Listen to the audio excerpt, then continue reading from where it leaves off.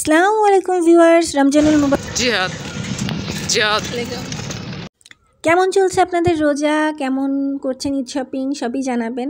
এবার তো ঈদ বাজেট নিয়ে প্রচুর ভাইরাল টপিকস চলতেছে, বাট এরকম কিছু না। আমি মূলত ছোট্টখাট্ট একটা মেলার ব্লগ নিয়ে আপনাদের সাথে আসছি। অনেক পুরানো ঐতিহ্যবাহী 300 বছরের পুরানো একটা মেলার ব্লগ নিয়ে আপনাদের সামনে আসছি। দেখেন আকাশটা কত সুন্দর। একদিন বিকালবেলা, এটা রোজার আগের ব্লগ অবশ্যই বলে রাখি, রোজার মধ্যে মেলায় যাওয়ার মতো মানসিকতা রাখা উচিত না, আর আমার ছিলও না আলহামদুলিল্লাহ। তো বিকালবেলা যাওয়া হচ্ছে।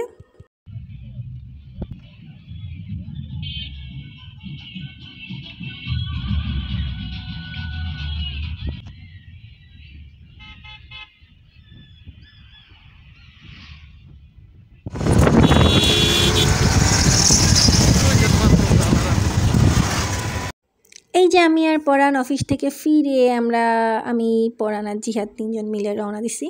আর আমরা এখন যাচ্ছি কোনাপাড়া বাস স্ট্যান্ডের দিকে, কারণ ওইখান থেকেই আমরা যাব ঐতিহ্যবাহী ড্যামরার বাউলিয়া মেলায়, যেটার নাম আমি এবার শুনছি, এবং এটা আমি শুনছি হচ্ছে মেইনলি ফেসবুক থেকে। তো চলেন সেখানে চলে যাই। অলরেডি আমরা ড্যামরা স্টাফ কোয়ার্টার চলে আসলাম। আমি তো ছবি তুলতেছি না।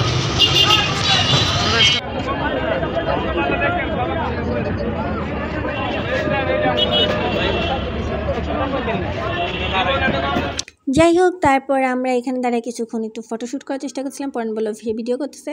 এরপর আমি জিহাদের পিছ হাঁটতে হাঁটতে রাস্তার ওপারে এসে আমরা অটোরিকশার জন্য অপেক্ষা করছিলাম বাউলিয়া মেলায় যাওয়ার জন্য, কারণ ভিতরটা যেতে গেলে এখান থেকে লোকাল অটো নিতে হয়, আর আমাদের কাছ থেকে নিচ্ছে প্রতিজন 20 টাকা। আচ্ছা, বাউলিয়া মেলার কন্টেন্টটা অনেক পুরানো হইলেও বা আপনারা এটা সম্বন্ধে ফেসবুকে শুনলেও চলে যাবেন না, কারণ আসলে মেলাটা অসাধারণ পরিবেশ, এবং এখানে এত সুন্দর সুন্দর জিনিস পাওয়া যায়, যেটা হয়তো বা সব জায়গায় মেলাই পাওয়া যায়, কিন্তু স্বাভাবিকভাবে মেলার থেকে একটু সুন্দর বেশি জিনিস পাওয়া যায়, যেটা হলে দেখতে হবে পুরো ব্লগটা। অলরেডি আমরা মেলায় চলে আসছি। প্রথমে ঢুকেই জেন্টসদের কর্নার, যেটা মেলার একটু ব্যতিক্রম করে দিছে।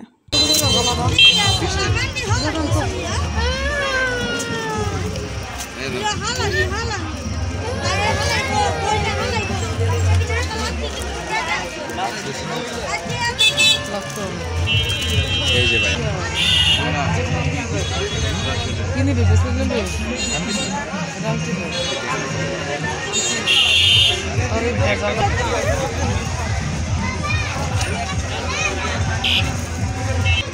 সুন্দর লাগছে, দেখি তোমারটাও সুন্দর লাগছে, হাতে হ্যাপি লাগছে। চলুন এবার পুরো মেলাটা ঘুরে দেখা যাক। এখান থেকে পরানা জিহাদ টুকটাক একটু কেনাকাটা করলো। এরপর এই পাশে বাচ্চাদের জিনিসপত্র, প্রথমে খাবার দাবার, এবার আমি ইসলাম এটা কি জিনিস? আরে এটা দরারি সিস্টেম। ওই সাইজে তো সুন্দর, তাহলে মাইচের ছোট অল্প। এটা আমার দোকান, এর এটা আমার দোকান। এই দোকানে যাওয়া যাবে না? কেন যাওয়া যাবে না? এই দেখ আমার দোকান। তুই হাঁটতেই আসিস কেন? আমার কোনো দোকানে যাইতে দিবি না তাই? হ্যাঁ আসো হাঁটো।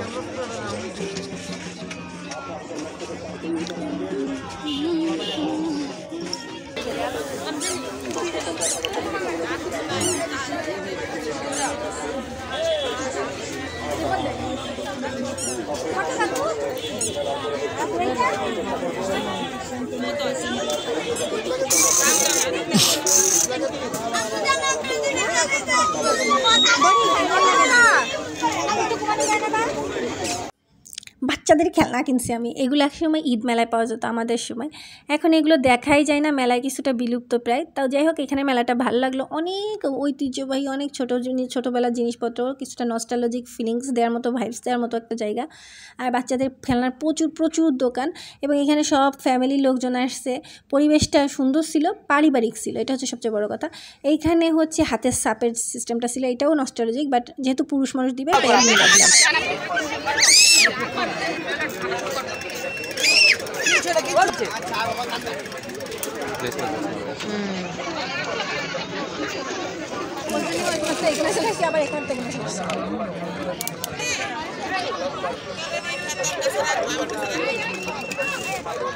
এটা নাগরদোলা। ওইখান থেকে সুন্দর একটা লাইট কিনছি, যেটা বাসায় যে পরে টাঙাবো, এবং মাত্র 100 টাকায়। তো ভ্যালু অনুযায়ী সুন্দর ছিল জিনিসটা, আমার কাছে আসলেই ভালো লাগছে। এখানে বাচ্চাদের একদম ছোট মেয়ে বাবুদের খেলার মানে ঘরের সকল ফার্নিচারের জিনিসপত্র ছিল। এটা একটা স্টিমার বোর্ড বানাইছে, কিছুটা ক্রিয়েটিভিটি দেখায়, জিনিসগুলো সুন্দর লাগছে। আর ব্যাপার হচ্ছে মেলাটায় মুসলমান হিন্দু সকল ধর্মের লোকজন আছে, তাদের সকল ধর্মের অনুযায়ী তারা তাদের জিনিসপত্র সাজাইছে। আর হোম ডেকোরের জিনিস ছিল এই সাইডটায়। এই পাশটা পুরাটা তৈজসপত্রের, মেয়েদের সম্পূর্ণ কামার কুমোর, সিলভার, স্টিল সকল ধরনের তৈরি। সব গ্রামীণ। কেমন বাতাস?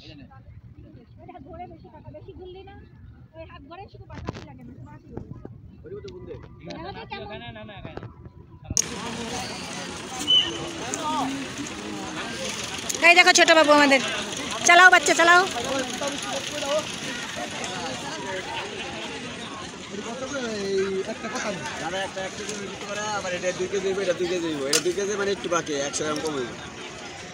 বালিশ মিষ্টি, বালিশ মিষ্টি।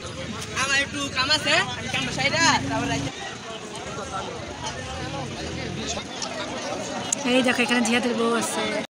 এই পুরো বড় বিল্ডিংটা ছাড়া এই মাঠের ভিতরে কোনো বিল্ডিং নাই। আর ওই বিল্ডিংয়ের মধ্যে একটা বাড়িতে লাইট জ্বলতেছিল। তো আমি একটু মজা করতেছিলাম যে ওইখানে জিহাদের বউ আছে, যেটা ভূতনি। যাই হোক, এখান থেকে কিনা হলো ঐতিহ্যবাহী বালিশ মিষ্টি, এক একটা 1.5 কেজি 2 কেজি ওজনের। যাই হোক, এই আমরা যেটা কিনছি সেটা আমাদের প্যাক করে দিচ্ছিল। কী কী কিনছি সবই বাসায় যে দেখাই দেবো ইনশাল্লাহ। আর এখান থেকে বাড়ি কোন জায়গায় নয়, এটা কি নিজেই বানান? বাহ, বড়টা নিবি? না না না, ছোট নিছি তো, যে ফলে তো নজিয়াত এটি রাখ, কাকার এই পাশে রাখ। আচ্ছা থামো, এটা মিষ্টি দে। হ্যালো, নিচ্ছি কাকা, দাঁড়ান একটু একটু রাখি। হ্যাঁ, একটু মিষ্টি মিষ্টি কিনেছি তো। দেখি বাচ্চা, তোমার খেলনা কই? বাচ্চা কত শখ করে খেলনা কিনছে দেখছো? আমি কিনছি।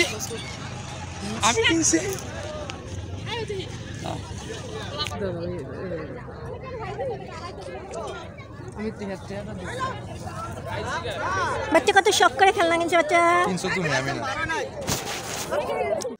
এবার যাব আমরা আস্তে আস্তে মাটির তৈজসপত্রের দিকটা। এটা একদম মাঠের শেষ দিকে। আর যদি আপনি মেইন রোড থেকে শেষ মাথার দিকে এসে নামেন তাহলে হচ্ছে একদম প্রথমে।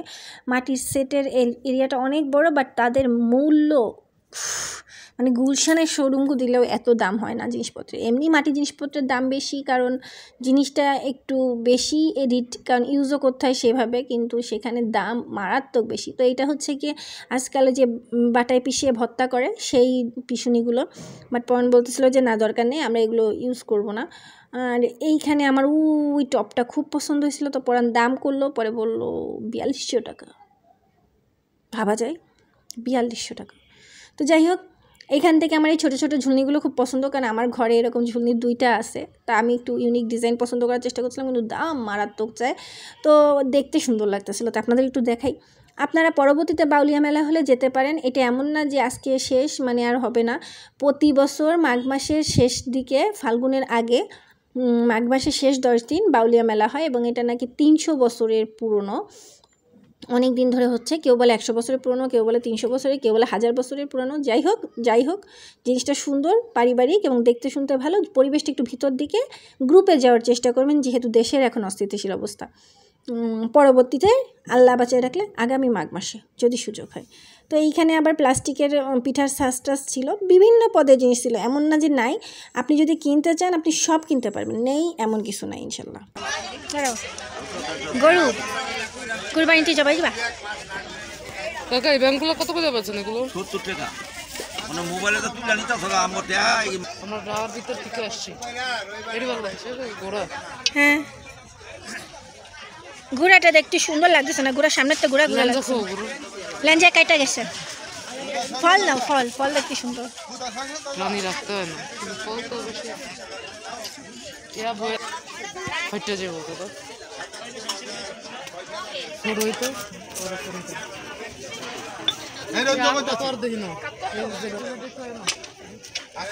একটা একটা করে যাই।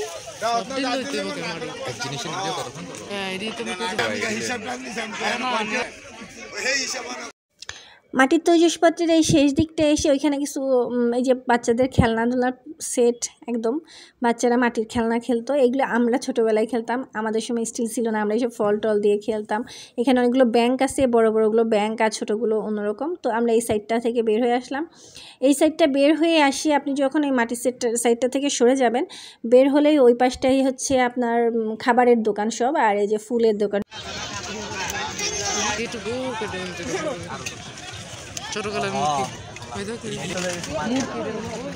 দোকান ডেকোরেশন দিয়ে শুরু, আর এই যে খাবারের দোকান সব। এখানে সব গজা, খাজা, মুড়ি, মুরগি, সকল ধরনের মিষ্টি খাবার টাবার যা মেলায় পাওয়া যায় সবই আছে আল্লাহর রহমতে। এখান থেকে আমি মুরগি কিনলাম, যেটা অ্যাভেলেবেল সব জায়গায় পাওয়াও যায় না। আর এইখানে মুরগি ছিল দুই রকম, একটা হচ্ছে এই যে পাহাড়ের মতো দেখতেছেন, হলুদ পাহাড়ের মতো, এটা হচ্ছে গুড়ে ভাজা মুরগি, যেটা ভেজে এরকম করে রাখা হয়েছে, বাট ওটা ঠান্ডা হয়ে গেছে। এখানে আচার ছিল। আর হচ্ছে সাদা মুরগি, যেটা মুড়ির মতো দেখায় কিন্তু মুড়ি না অরিজিনালি।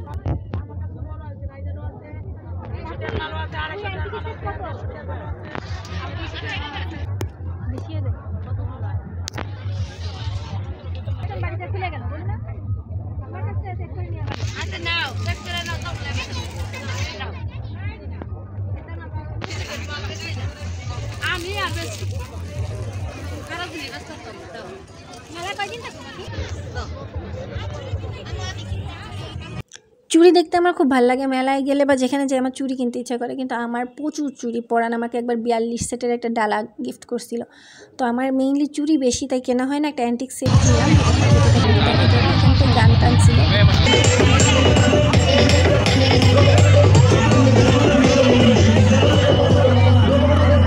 ফোনে চার্জ শেষ, স্টোরেজ শেষ, এই না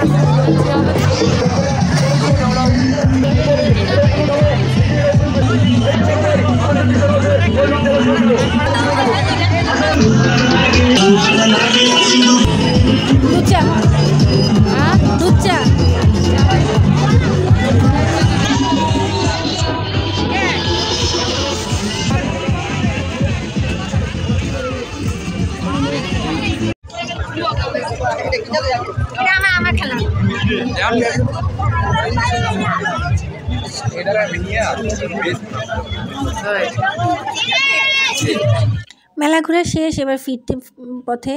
আর এখানে অটোতে আমি অপর সাইডে বসছি, কারণ এই পাশের সাইডে জিহাদ আর পরান ছিল। তো কেমন লাগলো মেলা জানাবেন কমেন্ট।